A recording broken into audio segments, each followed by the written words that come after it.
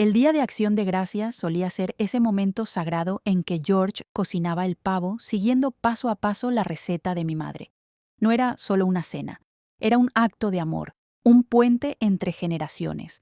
Ahora solo quedan menús impresos sin alma, manteles planchados como de hotel y un discurso que mi hijo Andrew preparó como si fuéramos inversionistas en vez de familia. El año pasado, él me pidió que comiera sola arriba, porque abajo había demasiada gente. Yo asentí sin decir palabra, cenando en silencio con un plato de jamón frío y salsa endurecida, en la misma habitación donde George soñaba y construía nuestro futuro. Pero este año decidí no desaparecer. Me levanté con calma y le dije, «Todavía sé servir el vino en la copa correcta, hijo». Caminé hacia la mesa principal como quien recupera el derecho de estar presente.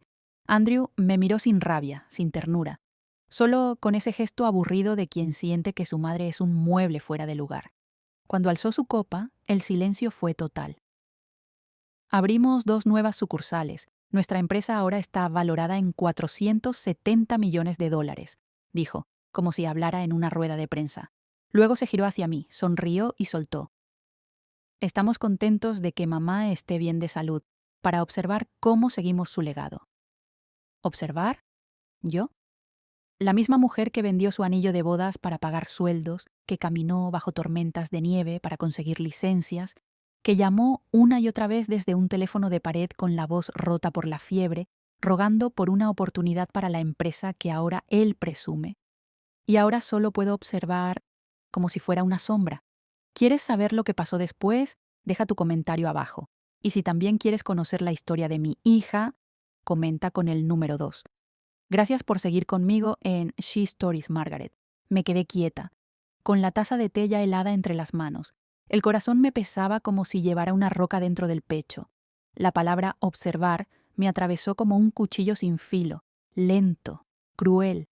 Cada sacrificio, cada lágrima escondida, cada noche de angustia volvió a mi memoria como una ola helada.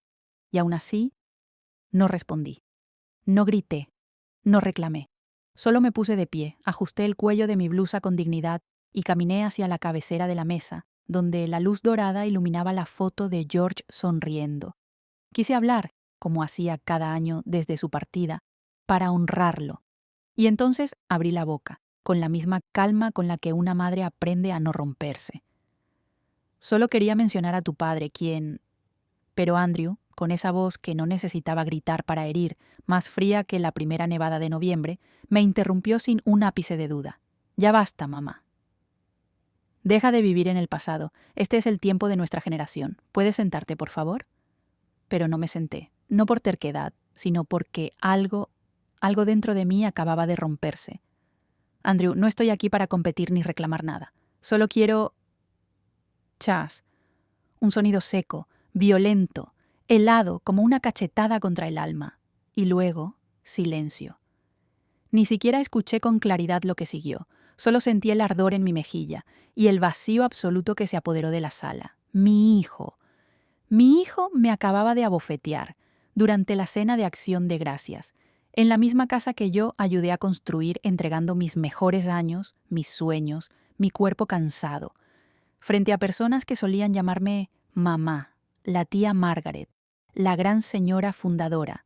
No lloré, no grité, solo lo miré, y por primera vez lo vi de verdad. Vi no al niño que crié, sino al hombre en el que se había convertido. Y luego me di la vuelta. Caminé, paso a paso, como si atravesara una tormenta de nieve invisible, sin mirar atrás.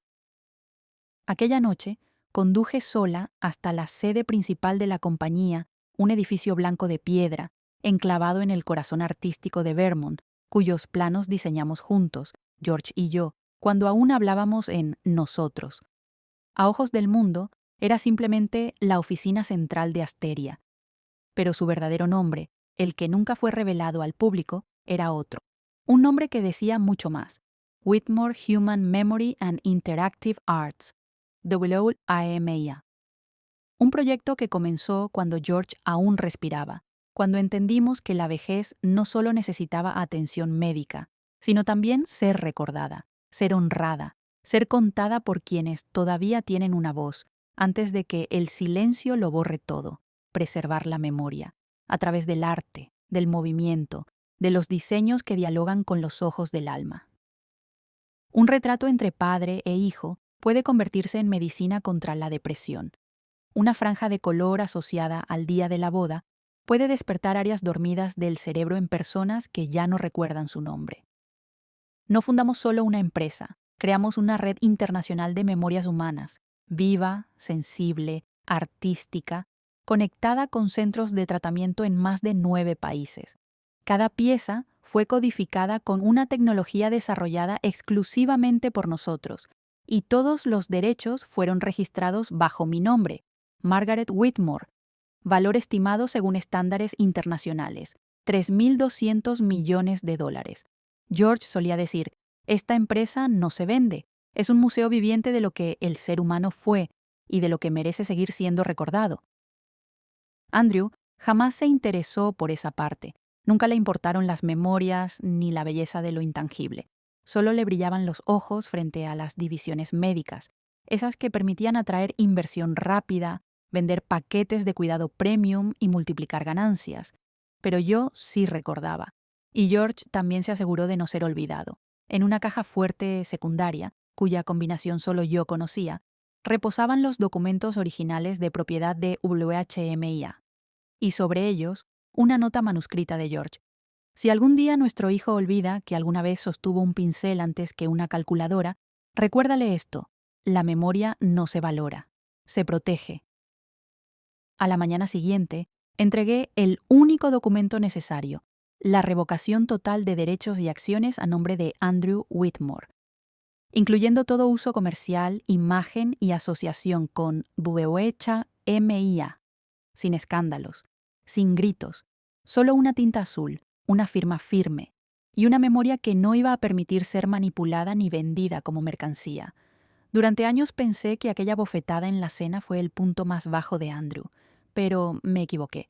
Lo que vino después no fue silencio, fue el ruido gélido de una traición premeditada, no por impulso, sino con estrategia, no desde el remordimiento, sino desde la codicia calculada de alguien que ya había trazado su jugada. 3 días después de entregar el retiro de acciones, los abogados de la empresa recibieron una notificación urgente de parte del Tribunal Federal de Comercio. El demandante, Andrew Whitmore. Contenido de la demanda. La señora Margaret Whitmore ya no posee plena capacidad legal para tomar decisiones jurídicas significativas, por lo tanto, todo acto de revocación de acciones es nulo. Leí ese documento en silencio. No me moví, ni siquiera parpadeé. En mi cabeza resonaban las palabras que Andrew me susurró al oído aquella mañana de Acción de Gracias mientras cruzaba la cocina con la tetera en las manos. No necesito tu perdón, mamá.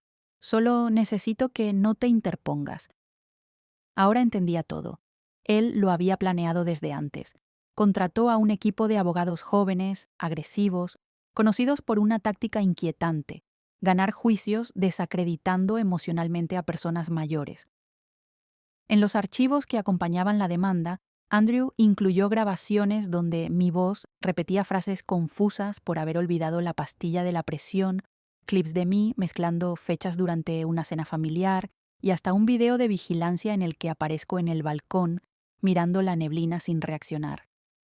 Pintó un retrato cruel, una anciana frágil, tal vez senil, aparentemente incapaz de manejar su patrimonio, y al final del expediente, un nombre que me heló la sangre: doctora Sienna Hartley, neuróloga de renombre y hermana de Daniel, el esposo de mi hija Rachel. Conocía ese nombre. George me lo había mencionado una vez. Una mujer brillante, pero que no cree en los sentimientos, solo en los índices, en los datos. Ahora, ella se presentaba como perito independiente, contratada para evaluar si yo... La misma mujer que escribió libros sobre gestión médica, que formó a cientos de médicos jóvenes en Harvard Medical Center, tenía o no la lucidez suficiente para poseer mis propias acciones. Así comenzó la guerra.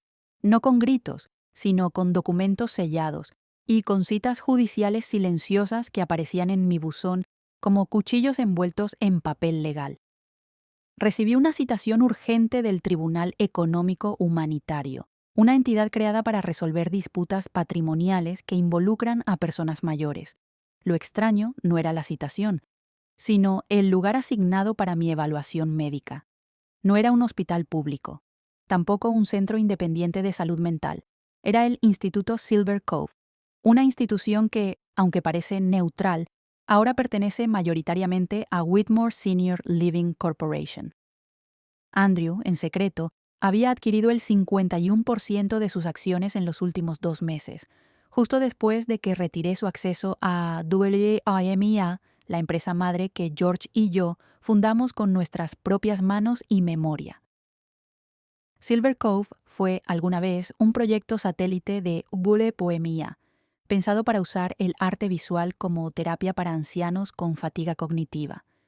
George firmó su patrocinio como una obra humanitaria, y todo lo que sustenta Silver Cove, desde las imágenes terapéuticas hasta los mapas interactivos de memoria, aún están registrados a mi nombre. Pero ahora Andrew quiere legalizar su saqueo, y su estrategia es clara: desacreditar mi mente, para así borrar mi historia, y apropiarse del sistema que alguna vez fue creado. Para nunca olvidar, Silver Cove ya no era un lugar donde el arte sanaba.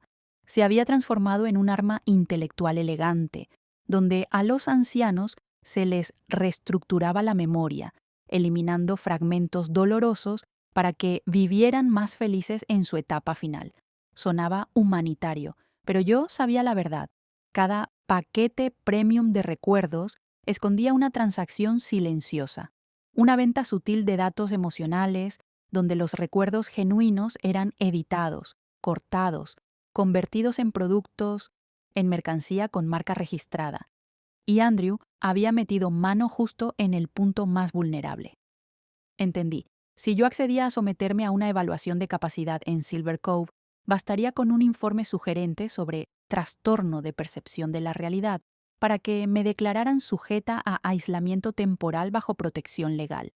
Y una vez bajo esa categoría, podrían internarme en un centro de rehabilitación cognitiva obligatoria o incluso acusarme de abuso de poder y falsificación patrimonial dentro del mismo sistema que yo misma fundé, bajo el argumento de que yo había firmado documentos sin estar en pleno juicio. Necesitaba un abogado, pero Elena estaba en Europa. ¿Y George? George ya no estaba. Y mi hijo, ese hijo que yo había traído al mundo, ahora usaba mi memoria como arma para despojarme del legado que construí palabra por palabra, diseño por diseño. Entonces pensé en otra opción: Rachel. No fui por confianza, fui porque no me quedaba nada. Ella abrió la puerta, se paró firme en el umbral de roble. ¿Viniste a buscarme? ¿Crees que esté de tu lado o que testifique en tu favor? La miré con serenidad. No necesito que tomes partido, solo que hagas lo correcto, por ti y por George. No respondió. El viento del pasillo hizo temblar su foto de boda, colgada sobre la pared. ¿Qué traes en la mano? Saqué un sobre sellado. Dentro estaba una carta manuscrita de George, escrita poco antes de morir.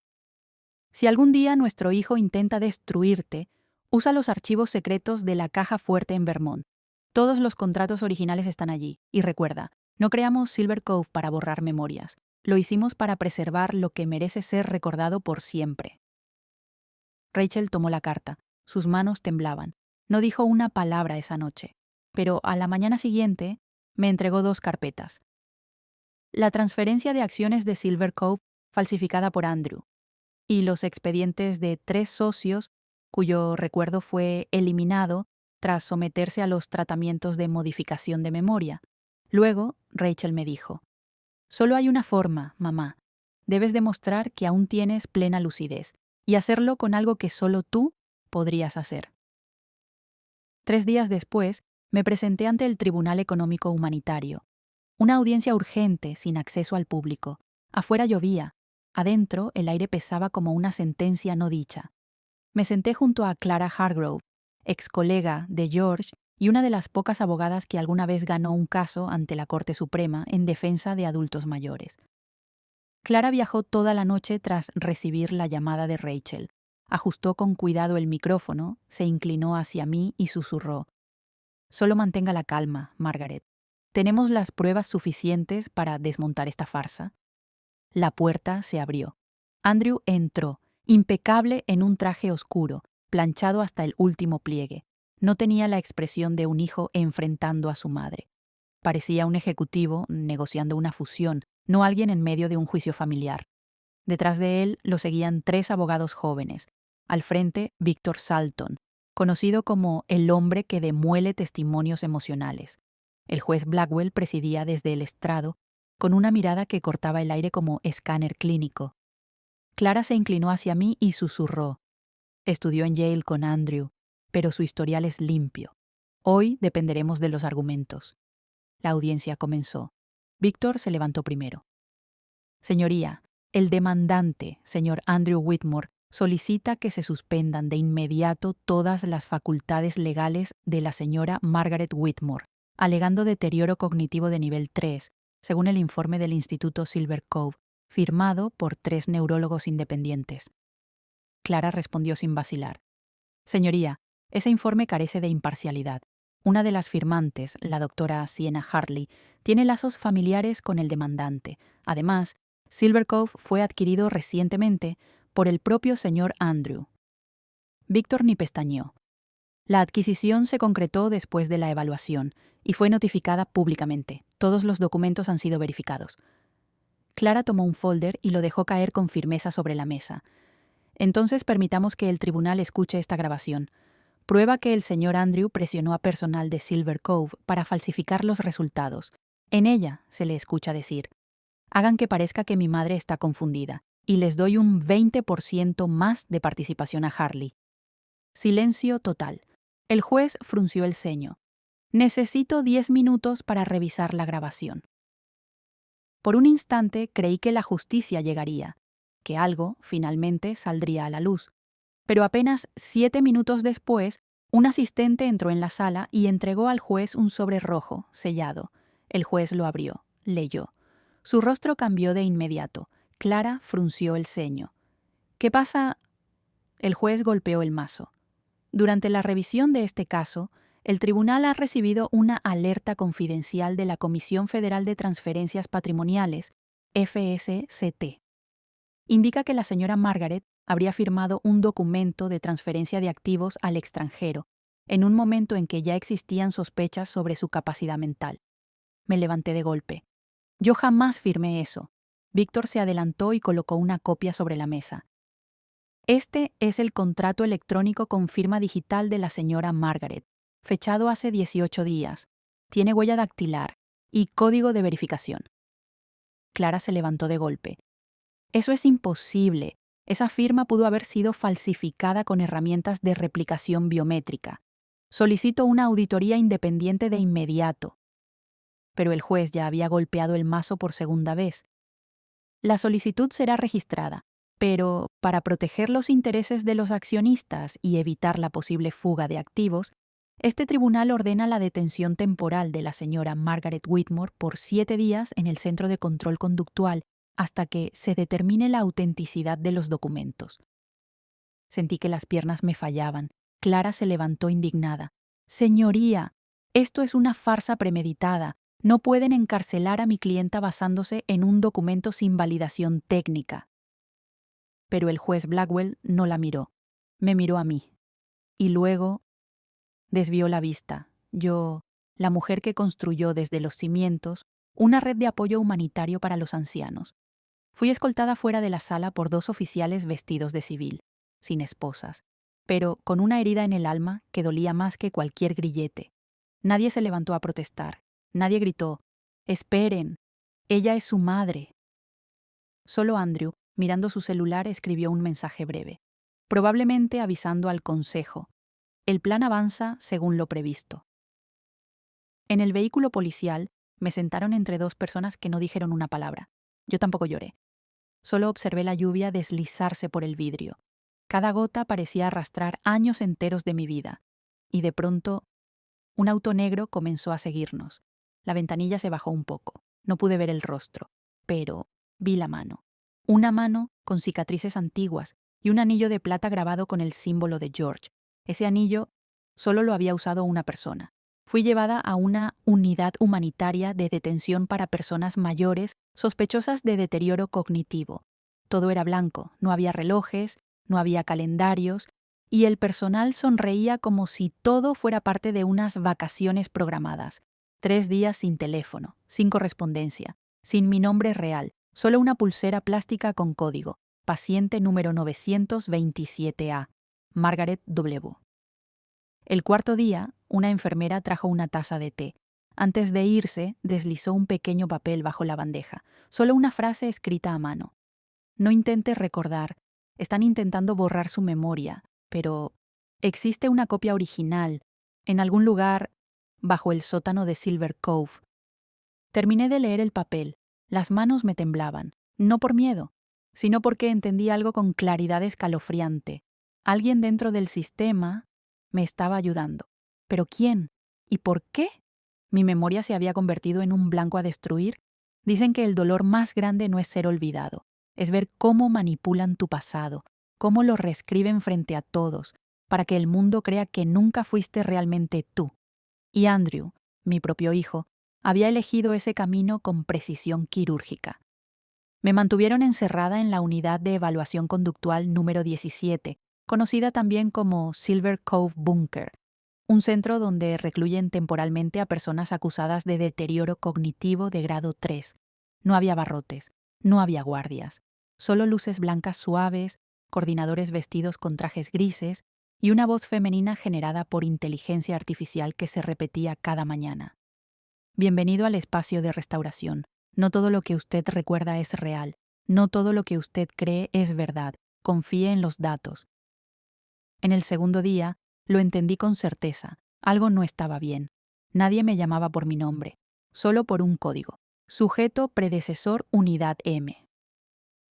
Me confiscaron todas mis pertenencias, incluso mis registros médicos. En su lugar, me entregaron un supuesto perfil histórico personal que decía Margaret Whitmore, nacida en 1950, exasistente administrativa de nivel medio en Vermont, sin estudios universitarios, sin propiedades registradas, tendencia a la paranoia y a adjudicarse méritos ajenos. Solté una risa seca. ¿Falsificaron hasta los archivos? La coordinadora me miró sin parpadear. Solo respondió, no, señora, está confundida. Este es su perfil actualizado según la memoria social digital. Nosotros solo ayudamos a sincronizarla con la realidad. Fui ingresada a un programa llamado REM-ADAPT, donde reproducían videos con recuerdos modificados, usando datos reales para generar escenas artificiales. Ahí me vi reemplazada. Una actriz representaba mi papel en un comercial de Silver Cove. Andrew aparecía como el fundador compasivo del sistema de cuidado emocional. Y yo, apenas una empleada de logística. George ya no existía. Su nombre había sido eliminado. En su lugar aparecía un tal Harrison, oficio, carpintero. Y yo, que dediqué mi vida a levantar una red humanitaria para proteger la dignidad de los mayores, me convertía en un pie de página manipulado, en una sombra borrada a propósito. Entonces lo entendí. Andrew no solo quería encerrarme, quería que dejara de ser yo. Pero lo que jamás imaginé fue el video del cuarto día. En la pantalla se veía mi rostro, mi voz, mi firma, una grabación en la que, supuestamente, yo firmaba una cesión total de mis bienes a favor de Andrew, mientras decía, viví engañada, creyendo que fundé una empresa, pero siempre dependí de mis hijos. Me desplomé. La imagen era nítida, la voz idéntica, la firma exacta, pero yo sabía, con cada fibra de mi ser, que nunca pronuncié esas palabras. Ese día en particular fue cuando me sedaron durante una supuesta evaluación médica voluntaria que Andrew había organizado en la sucursal de Silver Cove en Boston 6 meses atrás. Ahora comprendía, usaron tecnología de recreación de memoria, crearon una escena falsa con mi imagen, almacenaron esa mentira como prueba legal y la proyectaron frente a mí, como si fuera mi propia verdad. Eso ya no era encierro, era reescritura intencional de mi historia. Esa noche no dormí. Me forcé a recordar algo que George me había dicho alguna vez. Una pista, un código, una salida. Y entonces, algo emergió del pasado, algo que parecía insignificante en su momento. El anillo de George tenía 3 letras grabadas en su interior, ASG. Le pregunté una vez qué significaban. Él solo sonrió. Es el lugar donde enterré todo lo que nunca pude decir. Lo supe de inmediato. ASG, Archives Subterráneos de George. Un archivo secreto, escondido en algún rincón de Silver Cove. 3 días después, durante una sesión de reconstrucción identitaria, me dejé caer intencionalmente. Choqué con uno de los coordinadores, y en el breve segundo en que se agachó a ayudarme, deslicé su tarjeta de identificación de su bolsillo. Una tarjeta magnética, clave de acceso al nivel técnico. Esperé hasta la medianoche. Salí sigilosamente por el ala oeste, allí donde no había cámaras, solo una puerta con escáner para tarjetas. La puerta se abrió. Un pasillo descendente, frío, húmedo, tan largo y espeso como una memoria clausurada. Bajé 14 escalones. Llegué a una pequeña sala sin señalización. Adentro, cientos de discos duros alineados, cada uno con su código de barras, y al fondo, una caja de madera. En su tapa, tallado a mano, no reescribir. La abrí, y allí estaban. La copia original del contrato de fundación de Asteria Group, con las firmas auténticas de George y mía. Un video intacto de mi discurso durante la inauguración del hospital. La grabación real, sin alteraciones. Y una cinta secreta. Andrew, a los 14 años, confesando en voz baja que había cambiado los medicamentos de George, acelerando su deterioro para heredar antes de tiempo. Me quedé sin aliento. No era solo traición, era traición con premeditación. Era el intento de borrar un alma. Andrew mató a su padre, con manipulación médica disfrazada de cuidado. Y ahora, quería borrar lo que quedaba de mí. Salí corriendo del archivo, el disco duro apretado contra el pecho. Crucé el pasillo oscuro a toda prisa. Pero antes de llegar al cuarto de control, lo vi. Andrew, de pie, esperando. No gritó, no levantó la mano, solo murmuró: ¿De verdad crees que todavía tienes fuerza para cambiar algo? Y apretó un botón en su reloj. Todas las luces se apagaron, y antes de que pudiera reaccionar, una fuerza me jaló desde atrás. No era humana, era un brazo robótico, parte del sistema de defensa del búnker. Me había clasificado como sujeto hostil a la integridad del recuerdo. Me arrastró hasta una sala completamente blanca, sin puertas, sin botones, solo una cámara y una bocina. Una voz neutra emergió del techo. Bienvenida. Su nueva versión de memoria está en proceso de actualización. No necesita resistirse. El dolor será eliminado, así como su pasado. Cerré los ojos, pero antes de que iniciara la reprogramación, otra voz interrumpió. Detente. Conocía esa voz. La había escuchado en el homenaje a George años atrás. Era Melissa. Nunca imaginé que una sola palabra, detente, podría salvar la memoria de una vida entera. La orden no era parte del sistema. Se notaba por el retardo de medio segundo. Era una intervención externa. En la pantalla del techo apareció un mensaje. Acceso aceptado. Voz ID. MEOWH Access Gate. Nombre en clave. Melissa Whitmore Hartley. Me congelé. Melissa, la esposa de Andrew, la que siempre sonreía en silencio, la que me servía té cada día de acción de gracias, la que caminaba con zapatos suaves que no hacían ruido, la que yo creí sumisa entre suegra y marido.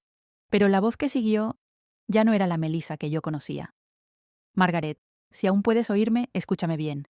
Nunca fui quien tú creías, y tampoco soy la que Andrew cree que soy. Las luces se apagaron. Una puerta se abrió. Un pasillo corto me condujo a otra sala oscura, donde una mujer con bata blanca, envejecida por el encierro, sostenía una carpeta. Mi nombre es Evelyn Stone.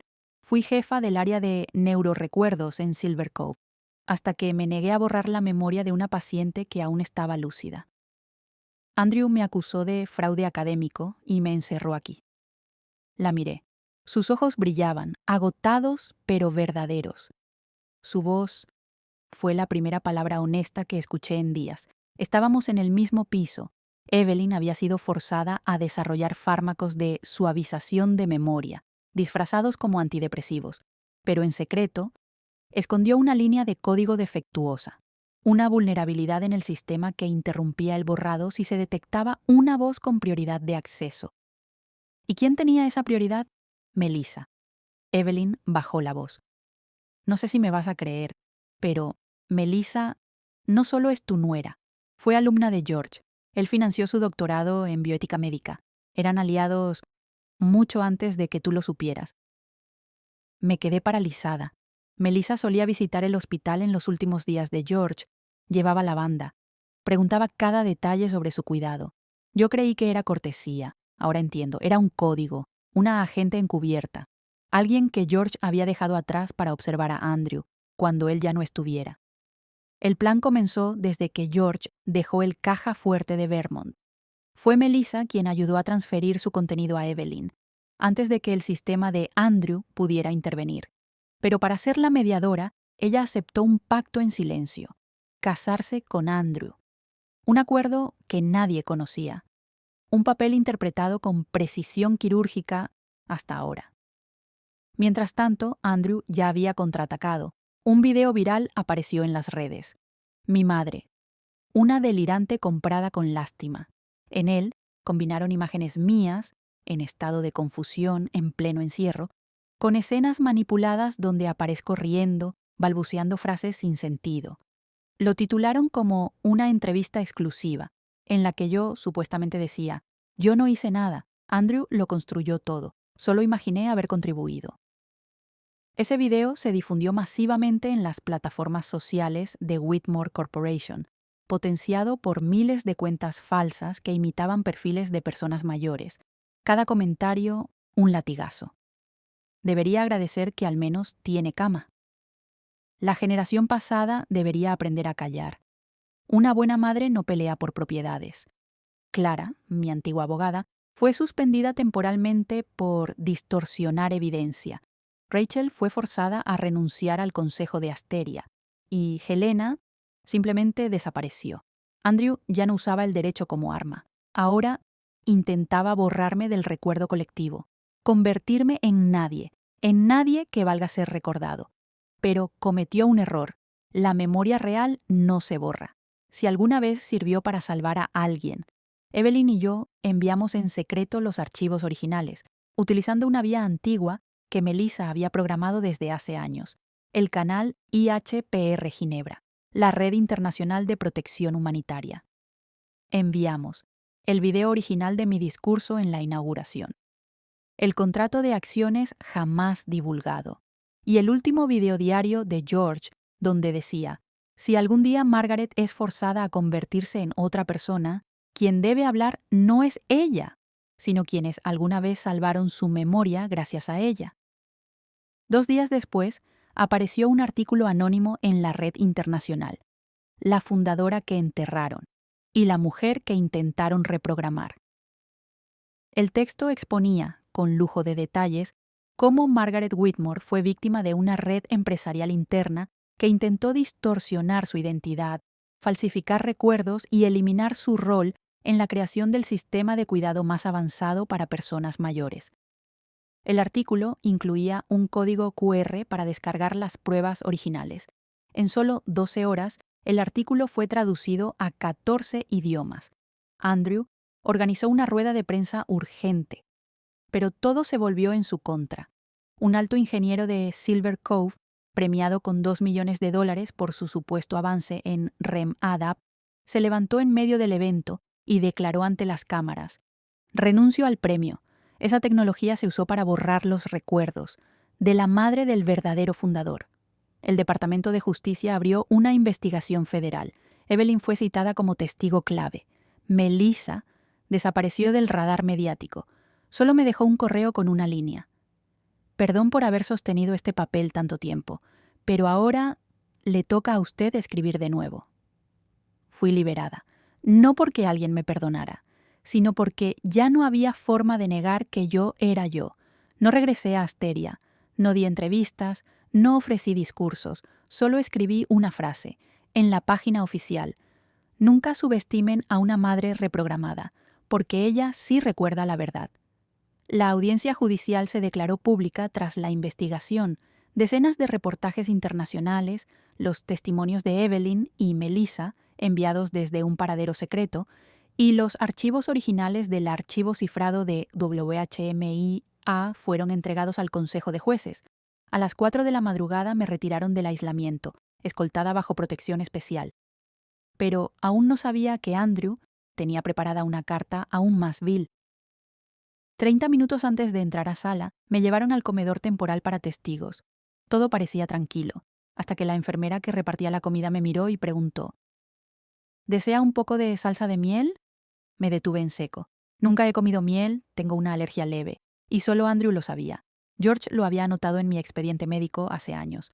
Retiré la mano. La enfermera se fue sin decir más. Observé el plato. No vi nada extraño, pero el sabor dulce y punzante me dio mala espina. Intenté incorporarme, pero algo me apretó la garganta. No era alergia, era un brazo. Alguien me rodeó por detrás y comenzó a asfixiarme. Cállese, no va a llegar a decir nada, susurró la voz áspera del atacante. Luché, manoteé al azar, sentí que el aire me abandonaba, hasta que escuché un chasquido y un quejido ahogado. El agresor cayó al suelo, convulsionando. Me giré, Evelyn, con la mirada firme, y en su mano una jeringa cargada con un compuesto sedante de acción inmediata, inofensivo pero preciso. Por primera vez en mucho tiempo, respiré con la certeza de que aún quedaba gente que recordaba lo que debía ser recordado. Si hubiera llegado un minuto más tarde, ya no habría nada que juzgar, murmuró Evelyn, temblando aún, y cuando me condujeron a la sala, el lugar estaba repleto, abarrotado hasta los pasillos. Del lado de Andrew, una fila impecable de abogados de élite, asesores de imagen, representantes de corporaciones accionistas que hablaban entre ellos con confianza ensayada, mientras del mío solo estaban Evelyn, Clara, quien había recuperado su licencia tras la suspensión, y unos cuantos rostros desconocidos que aún no lograba ubicar, hasta que el juez principal abrió la sesión con una frase que partió en dos todo lo anterior. Este caso ya no es una disputa patrimonial, sino la redefinición del concepto de identidad entre una fundadora desdibujada y un sistema que quiso reprogramar a quien lo creó. Clara se puso de pie con calma contenida, presentó el video original, sin edición, de la inauguración de UHMIA en Florencia, junto con los contratos de derechos intelectuales firmados por George y por mí, resguardados en 3 jurisdicciones legales independientes, y luego soltó la prueba más directa, un clip donde Andrew forzaba a un empleado a alterar mis registros clínicos, diciendo con frialdad: «Pon que ya está senil, si no, ¿cómo borramos su nombre de los títulos?». Andrew sonrió con desdén, se encogió de hombros y dijo: «Ese video es falso. Hoy en día cualquier IA puede crear eso». Pero Clara, sin levantar la voz, activó la pantalla de respaldo y dijo: «Entonces permitamos que el tribunal revise esta versión extraída del sistema de tinta biológica en Aegis Vault, una tecnología no replicable por IA, registrada directamente desde el hueso del dedo meñique de George Whitmore». Hubo un temblor colectivo en la sala, porque todos sabían lo que eso significaba. George, antes de morir, había donado una falange de su dedo como clave genética para certificar, con tecnología nunca antes revelada, la autenticidad de todo lo que había co-creado, un acto de previsión tan absoluto que ninguna falsificación digital podía superar. Y en ese momento Andrew palideció, pero aún intentó mantener la compostura. Dijo con voz quebrada: «¿Y qué? Ella igual me cedió la empresa».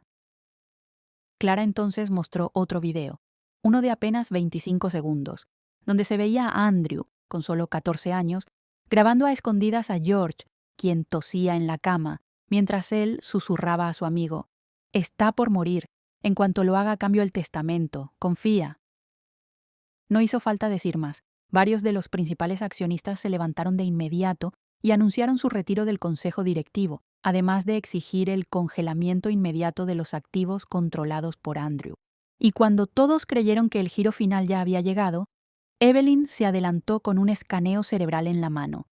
Existe un archivo que nadie se ha atrevido a abrir, porque contiene el último recuerdo consciente de George, grabado en su cerebro, exactamente 3 horas antes de su muerte. Esta será la primera vez que una memoria biológica será descifrada y reproducida ante un tribunal. Me quedé sin aliento. La pantalla se iluminó. La voz de George resonó, agotada pero firme. Si no logro sobrevivir, no me conecten a ninguna máquina. Dejen que mis recuerdos sean preservados por Margaret. Ella es mi voz, ella es esta compañía. Ella es la razón por la cual los recuerdos deben ser dibujados a mano, no codificados por un programa.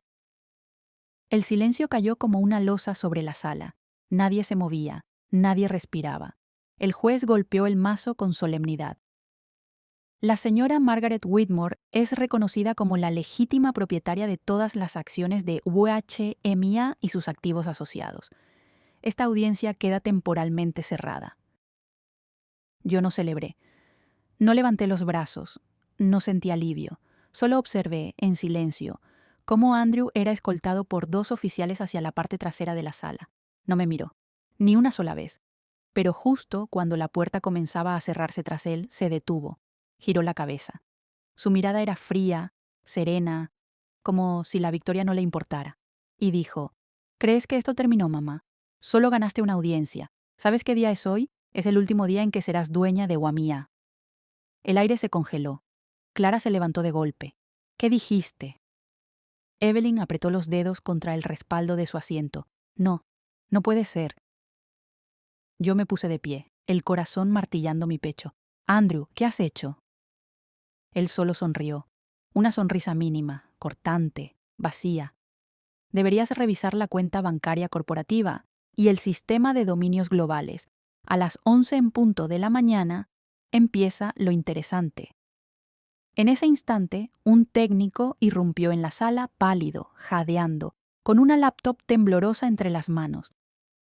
Señoría, la infraestructura computacional de WHMIA, incluyendo las plataformas de almacenamiento, los derechos sobre diseños terapéuticos, las obras de memoria interactiva y el dominio original de la compañía, acaba de ser transferida a una organización no gubernamental con sede en las Islas Caimán.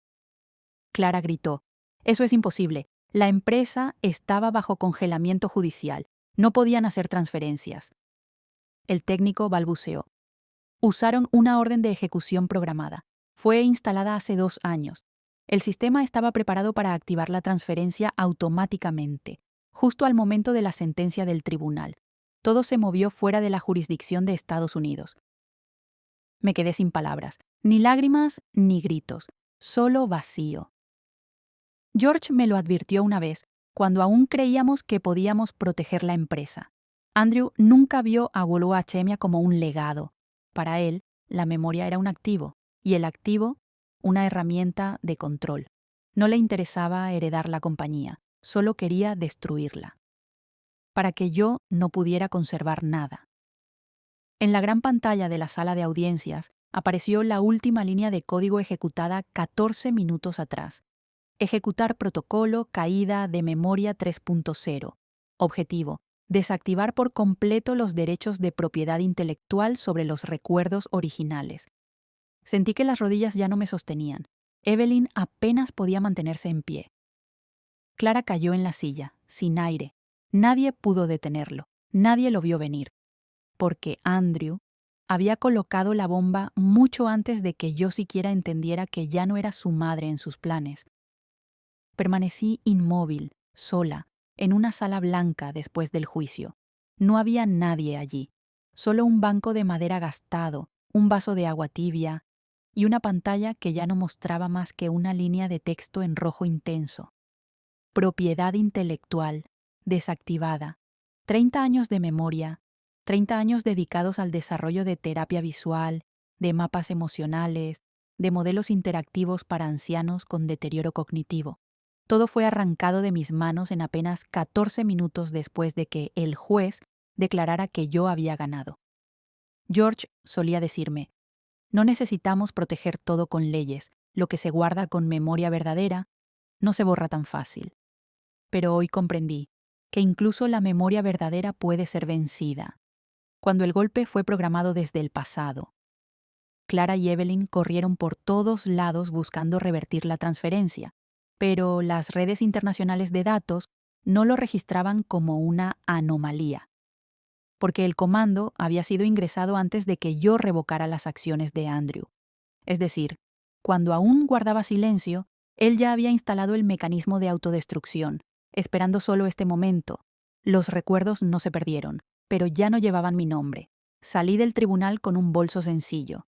Adentro llevaba algunos bocetos antiguos, una carta escrita a mano por George y una memoria USB con el último archivo de video que él me dejó. No le dije a nadie hacia dónde iba. Solo abordé un tren nocturno hacia Vermont, no para regresar a casa, sino para volver al primer archivo de pinturas terapéuticas, ese lugar donde George experimentó por primera vez con tintas sensibles a las emociones. Aquel cuarto no tiene letrero, solo huele a papel envejecido, a tinta seca y al aliento intacto del tiempo. Me senté allí durante 3 días.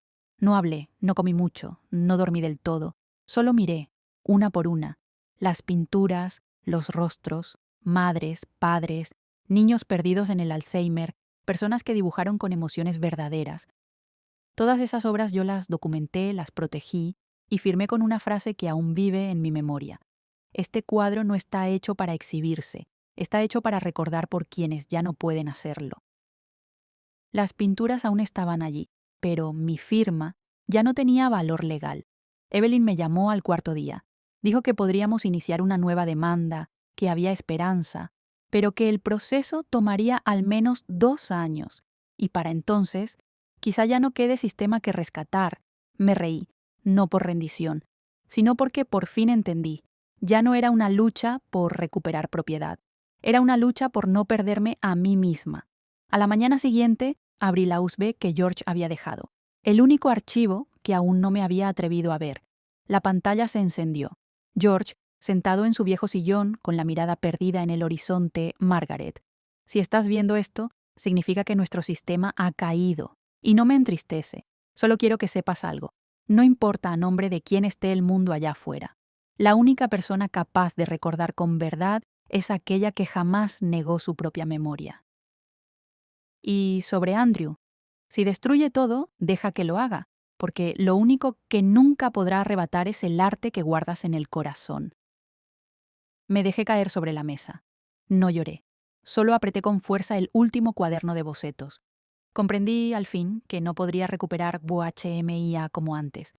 Pero también supe que aún podía empezar de nuevo, desde el lugar más esencial, donde la memoria no necesitaba títulos, ni dominios, ni patentes. Podía volver a dibujar, con mis propias manos. Salí del archivo. Regresé a la pequeña casa frente al lago y empecé a escribir cartas a mano. No para jueces, no para periodistas, sino para cada paciente, cada persona que alguna vez envió sus dibujos a WHMIA durante estos 30 años. Solo una pregunta en cada sobre. ¿Qué recuerdo aún tienes que nadie más cree que fue real?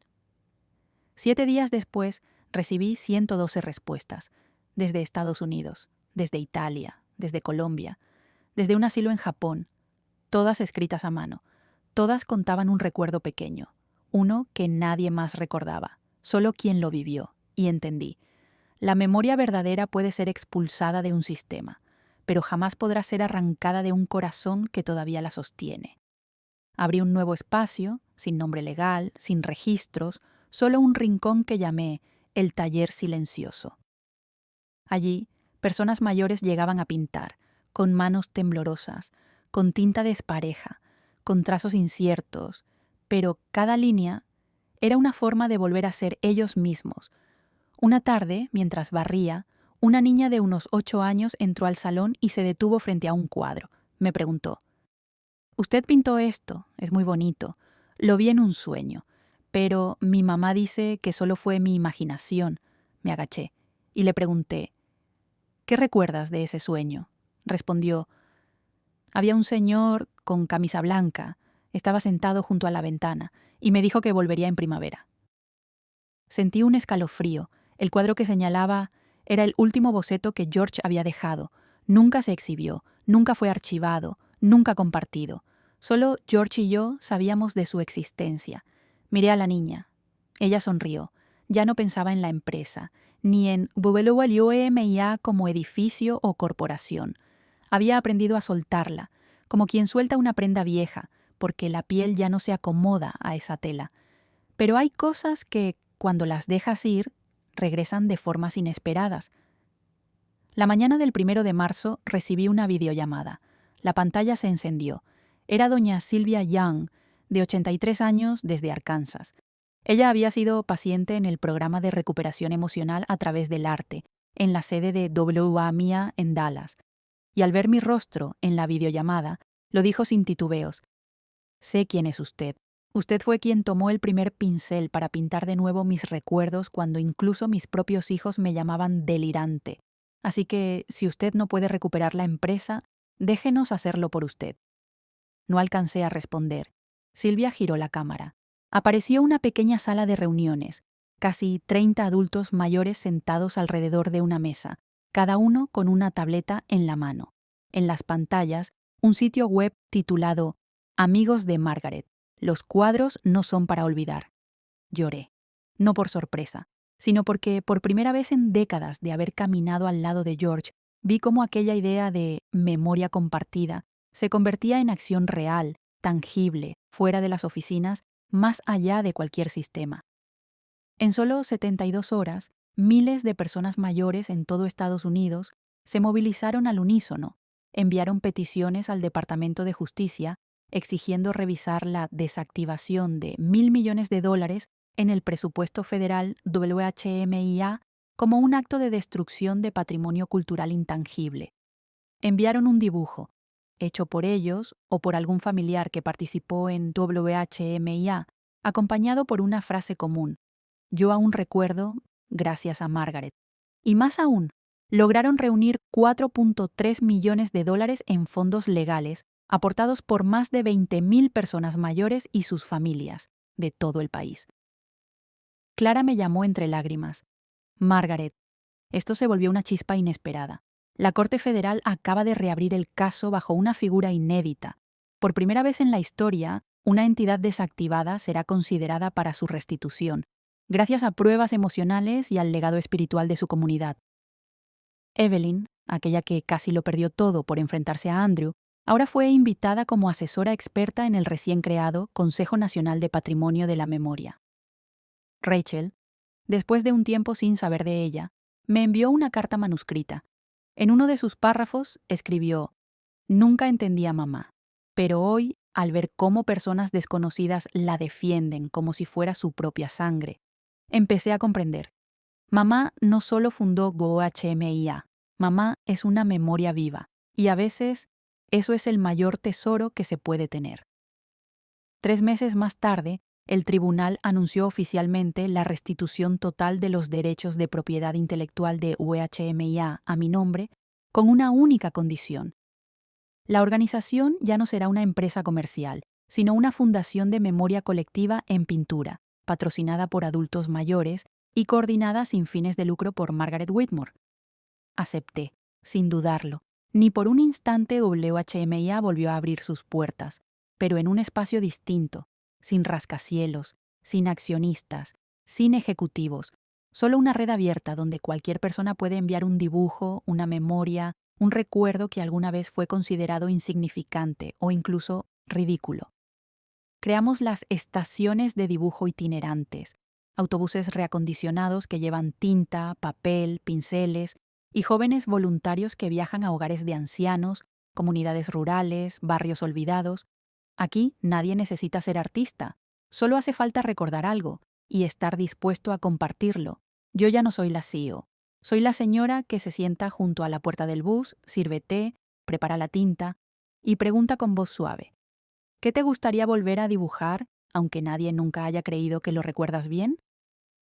El día de la reinauguración de WHMIA no hubo cinta para cortar. Me senté en la última fila, en silencio. Silvia tomó el micrófono y dijo: Margaret no solo nos pintó, nos enseñó a recordar, y en un mundo que insiste en programarnos, necesitamos a una madre que se atreva a tomar el pincel otra vez, para dibujar memoria, no sistemas. Cuando terminó, me acerqué a una pizarra en blanco. No di ningún discurso. Solo tracé una línea suave. La primera. No para hacer un logo, sino para empezar algo que no necesita nombre, ni registro, ni poder. Solo personas que aún recuerdan y que aún quieren preservar lo verdadero. Lo llamé Una primavera sin nombre. No hay dolor más profundo que el de ser borrada por aquel al que diste la vida, al que criaste, al que confiaste tu legado.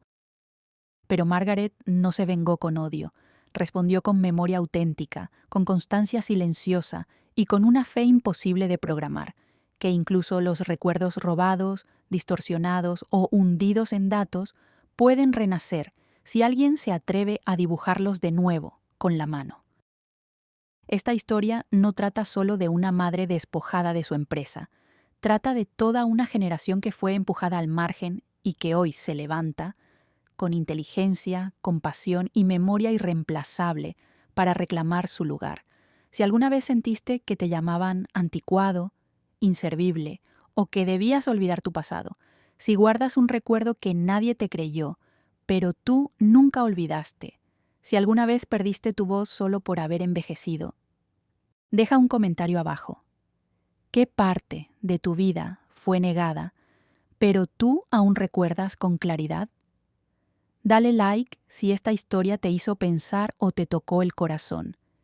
Y no olvides suscribirte a She Stories Margaret, el canal donde cada episodio prueba que no hay memoria pequeña. Si alguna vez salvó un alma, gracias por acompañarme hasta el final de esta historia. Si deseas escuchar más relatos como este, cada uno contado con la voz de una madre que se negó a callar, elige con el corazón. Si quieres conocer mi historia con mi hijo, escribe el número 1 en los comentarios. Si quieres saber cómo fue cuando mi hija me traicionó, comenta con el número 2. Si lo tuyo es el yerno que me subestimó, deja el número 3. Y si deseas descubrir cómo mi nuera intentó arrebatarme todo, escribe el número 4. Estamos aquí para escucharte y para contarte cada historia con la verdad silenciosa pero firme de una madre que jamás fue programada para quedarse en la sombra. Esta es una historia de ficción. No busca ofender ni señalar a nadie. Ha sido creada con el único propósito de dejar una enseñanza significativa al espectador. Todos los nombres y situaciones son completamente imaginarios.